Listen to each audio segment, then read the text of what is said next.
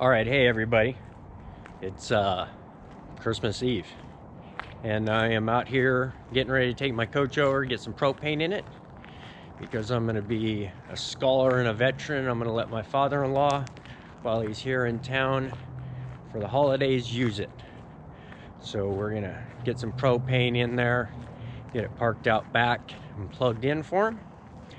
But the reason for this video is that I had a client reach out to me at my email address, and they wanted a inspection done, and it was on a coach that was here in Junction City. And so I told him, hey, these are the hours I'm available, I can take a look at it. He emailed me back, said the person selling the motorhome said that would be a conflict of interest because you work for Premier. Well, one thing is I don't really work for Premier. I work with Premier in great relationship that we have, but I'm not biased. And so I had another guy email me, says, hey, I found a coach here in Junction City, and I want you to inspect it. I says, well, get back to me. And he never got back to me. So the big thing is, you know, it's like, I'm gonna walk over here because I'm getting ready to pull my motorhome out. So I'm gonna do that while I talk here and unplug it and whatnot. But the thing of it is all of us here at Premier, and I've worked at other service centers, figure that if you want to spend the money to have a third party come in and inspect your RV, that you have all the power to you. I mean, why can I stop? Why would I want to stop you? If I'm selling you a good piece of solid iron, either what the guy says I'm going to be able to disprove to you. Let me get some lights on here. I'm going to be able to disprove to you that whoever did the inspection is a liar. Or the deal's going to unwind. Sorry about that pause there, just getting the bad boy started up. Just unplugged the block heater because it's about 40 degrees here. So she's purring right along here. But the thing of it is at Premier, they're willing to drop a coach off at another service center that works with that dealer and have it inspected. They've done it multiple times. They drive it over there for the client, and they even pick it up for the client. I've flown into Southern California and I've done inspections at other dealers. No, nobody likes it when they do that because they think you're bringing in some fumbling idiot into their shop and he's just gonna talk shit about their motorhome. But I understand it.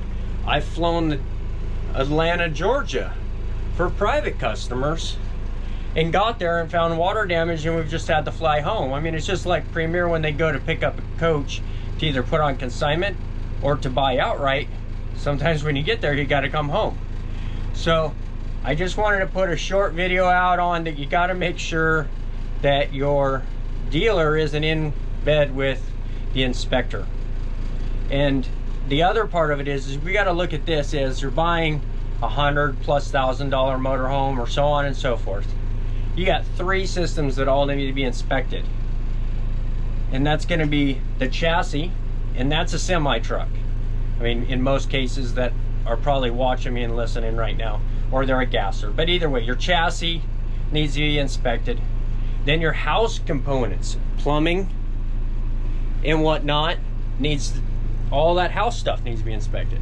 And then you have the RV side that needs to be inspected, which is going to be all the slide rooms, you know, and the furnace is, well, the furnace is kind of a house kind of thing. But the point of it is you don't buy a house without having somebody come and inspect the house. So I just wanted to express that, you know, and it makes you leery when somebody's very hell-bent on not letting someone come in and inspect a coach. You know, like that coach I was down in Arizona and I looked at, that thing wasn't even worth having inspected. So, I mean, you really need to have a Zoom meeting or a FaceTime meeting with the salesman and say, hey, just walk around it and say, hey, let's look at the ceiling. I mean, I don't have a damn flashlight with me right now, but if you take a flashlight and you shine it on these ceilings, kind of use my Dynet light as an example, you'll kind of see down here that there's some shadows. Well, those shadows mean that there's a low point there. With a vinyl ceiling, it's very apparent. And if you put that up there, you're gonna actually see that maybe there's some headliner damage. Now, that doesn't mean the world has come to an end and you got black mold and everybody needs to vacate. That just means that you need to inspect the roof, evaluate if that coach is still right for you, and then move on forward. If the whole damn ceiling's doing it, yes, then run. But if you find one small spot that might be from an awning fascia bracket that's there, don't run away. It's just like those Affinity square edge windows. Sure, they're not serviceable as much as this round window edged right here or a magnet and whatnot, but Affinities and Lexas are damn cool.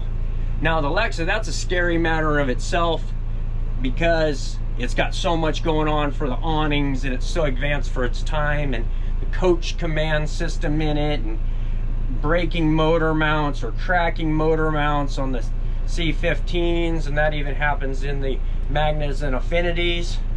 So, I mean, there's always something that you need to be ready to do. I mean, this coach, my next video is going to be of my motorhome up on the rack because I got some things that I need to get fixed.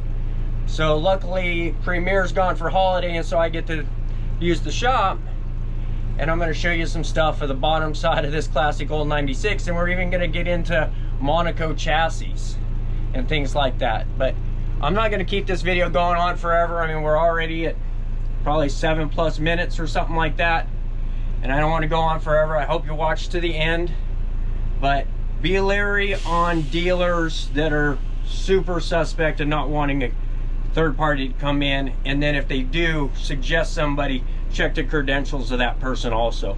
I just want to say that. I want to thank everybody for subscribing.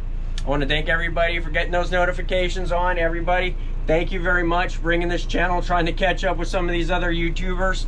I just really appreciate it. I hope the content's good. I'm going to keep pumping more stuff out. You've asked for chassis and you've asked for some of that stuff. I'm going to get there really quick. I've got my flooring on order for doing my coach. So we're going to get rid of this hideous blue couch, and we're going to get rid of these window boxes. I've got some fresh new cab chairs that are coming in hot in here, and some new flooring, and like I said, another couch. So all stay tuned for those. Hit those notifications and that subscribe so you don't miss out on some upcoming stuff that I've got going. But hey, thanks everyone. I hope you're all having a great holiday. If you watch this after the holidays, thanks for watching. And everybody, have a great day. Till next time. Bye-bye.